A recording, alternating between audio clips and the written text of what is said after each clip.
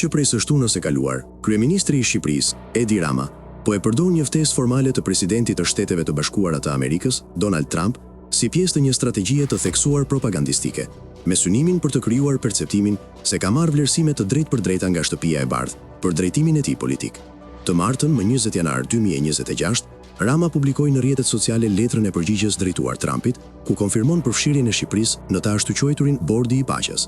Në këtë shkresë, të nënshkruar prej tij, Rama thekson disa herë se ftesa i është drejtuar personalisht, ndërsa shpreh vlerësim maksimal për udhëheqjen vizionare të Trump, ndonse në të kaluarën e kishte cilësuar atë si një rrezik për Amerikën dhe botën. Në letër, Rama falenderon për ftesën personale dhe për përfshirjen e Shqipërisë si antare themeluese e bordit. Megjithatë, kjo ftesë nuk është ekskluzive, pasi u është dërguar një numri të madh shtetesh në mbar botën. Sipas agjencisë Bloomberg, deri tani, të paktën 50 vende kanë marrë ftesë nga Trump për të qenë pjesë e këtij forumi.